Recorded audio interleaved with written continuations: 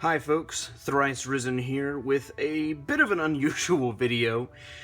I am known amongst my friend circle for making this particular brand of Oriental chicken. And today I figured I'd show you how I do that. So first, ingredients. You're going to need a big pot like this. It's going to need the ability to have a lid, preferably one with vents. You're going to need soy sauce. I use the less sodium soy sauce, and I tend to get the larger size, the 15 fluid ounces, because this is exactly the amount that we will need today. We also get the sesame seed oil. Doesn't necessarily matter what brand it is, it just needs to be sesame seed oil. Garlic powder, ground ginger, and onion powder. Those are the non-chicken ingredients. The chicken I'm using today is a brand I don't normally use. It was on sale, so I grabbed it. It's about 3 pounds of chicken. I think that'll be enough for today. Oh, the last other big ingredient is sugar. No, we're not going to use this much. As far as measuring equipment, you will need a 1/4 or 1/4 teaspoon spoon and a measuring cup, preferably one that goes to 2. So the reason I want it to go to 2 is you need 2 cups of this, which 15 fluid ounces is about 2 cups, and you need 2 cups of sugar. So how I begin mixing is I just apply all of this. So you can take out the little tab in the top, just put it all in there, because you're going to use all 15 fluid ounces of this.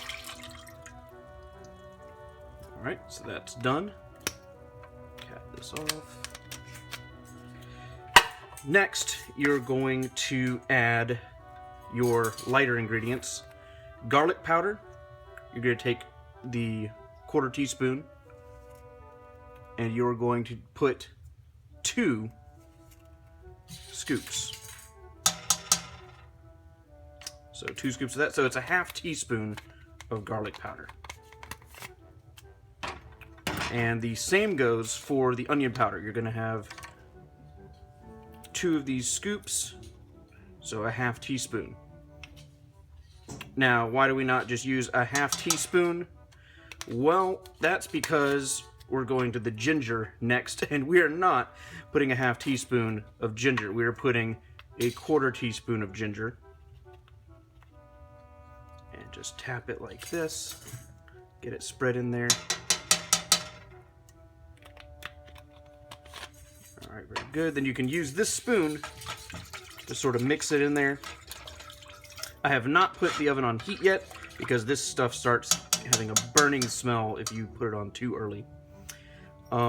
Next, we're going to add 2 cups of sugar.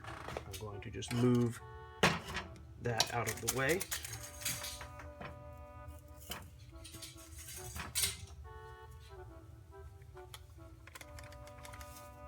Whoa.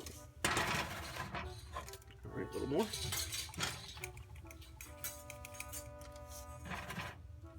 Little more.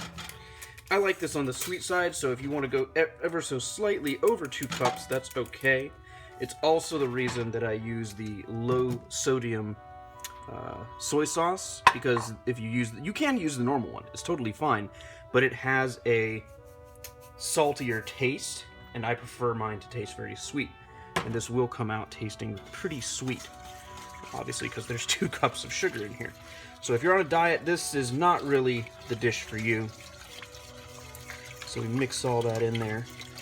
And I'm doing this in a very particular order so that I only have to use this 1 measuring cup, because we're going to use this to measure out the sesame seed oil. And we will want a 1/2 cup of that. So we'll just wait till it gets to the 1/2 cup mark. Slowly but surely. Alright, yeah, you're going to use most of one of these size containers. So put that in there.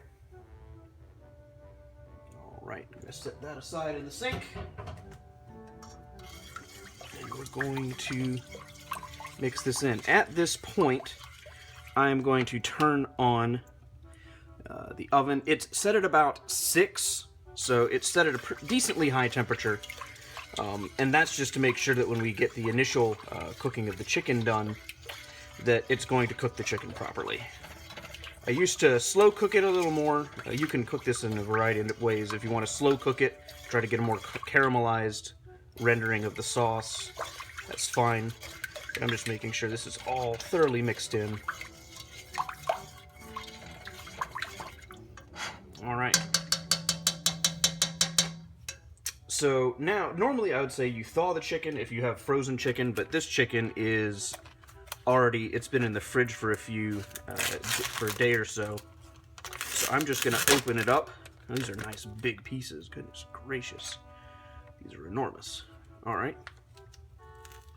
So these are definitely going to cook a little differently than normal. I usually get breast tenderloins. These are breast fillets, so these are going to cook differently, obviously. But my preference with this is to use tenderloins. So we'll see what becomes of this. So I'm turning it on the heat. I'm fighting with this last packet. And once you get all your chicken in, then what you're going to want to do is you're going to want to put the lid on with the vents closed. And then at that point, I don't have an exact science to it. It's more I watch until it starts boiling up. When it's pretty much threatening to boil over, then I move on to the next step, which I will relate to you in the next part of this video. Now see, this actually is not enough chicken for this recipe, so I'm going to go get some more chicken and put it in there, and I'll get back to you when I do that. Alright, I'm back. I have quickly, partially thawed some more chicken to put in there. This is still not quite as much as I usually do. I usually want it to be pretty packed in. As you can see, there's a bit of room here, but usually I try to pack it in a bit more. And very important that when you start cooking this is you make sure that everything has at least somewhat of a layer of the sauce on top of it. Now I'm going to put the lid on like that, and I'll just keep an eye on it. Takes anywhere from 20 to 30 minutes maybe to boil up. It all depends on how fast your burner heats it. So once it's boiled up, you open the vents and then you move on to the next step, which I will get to when it happens. So brief check-in. We are cooking along. Just to give you an idea of what it's starting to look like. See, it's kind of boiling up to the top there. But I just moved some of the chicken around, broke it up a little bit to make sure that it's all getting evenly cooked. So I'm going to let it cook for a little longer before I move on to the next step. Alright, we're back, and I think it's looking pretty good in there. So what I'm going to do is I'm going to open the vents, and then we'll get to work on our rice. I use Botan Calrose rice for this purpose, and my rice cooker has a keep warm option that triggers when it's no longer cooking. So that's important for my timing. Now, the instructions on the back of the Botan say 1.5 cups and 2 cups of water. I'm going to double both of these. So it'll be 3 cups and 4 cups of water. So I'm going to begin measuring the rice. I'm just going to fill it up to the 2-cup mark on the first one, and then fill it up to the 1-cup mark on the second. Actually, I correct myself. It'll be 3 cups of rice, because it's 2 times 1.5. I promise you I can math. Alright, so that's the rice. Then I'm going to grab 4 cups of water.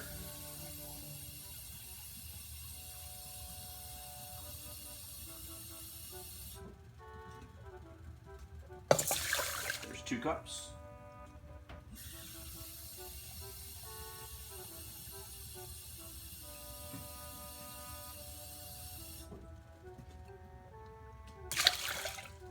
And 2 more cups. Mix it in, make sure it's even. Close it, and then I'm going to plug it in. Now, mine immediately begins warming, but I'm going to press the button down and begin cooking. And then, it's a simple matter of once you open the vents and you start the rice, you wait until the rice is done, and then this is done. And then you can serve both. And I'll get to that when it happens.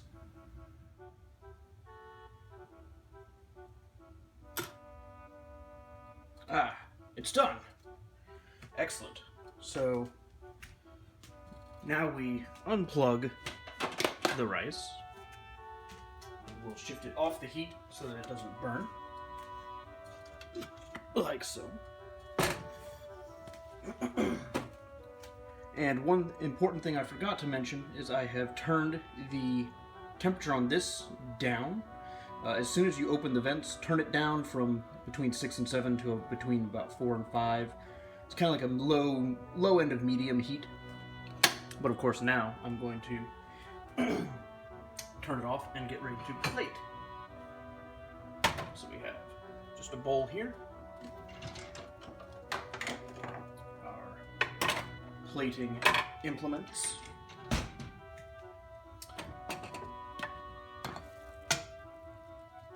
Ah, yes. Very good.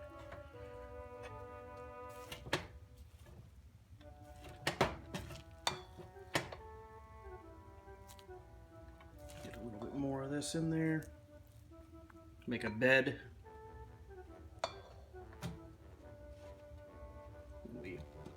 Open this. Ah, look at that.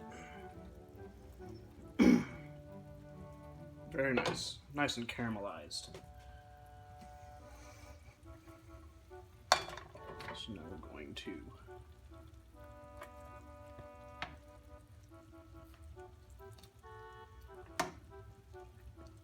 get a piece out.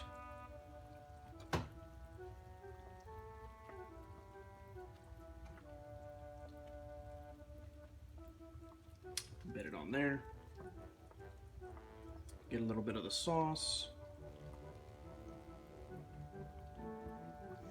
And there you have it. Oriental chicken. I hope you enjoyed the recipe, and I'm gonna get to eating. That's the redness you want to find. It usually doesn't turn out quite as caramelized as this, but that's the way I always try to get it.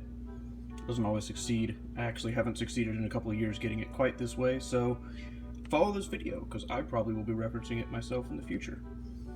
And one final note, if you want to experience this dish the way that I prefer to experience it, Ocean Spray White Cranberry Strawberry.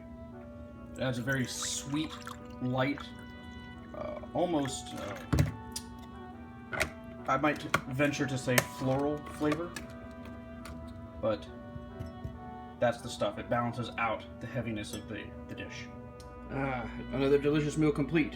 Oh, and it makes a lot of leftovers, so it's great for when you have company over. I hope you enjoyed this bit of a diversion from my usual stuff, but I'm ThriceRisen, and bon appetit.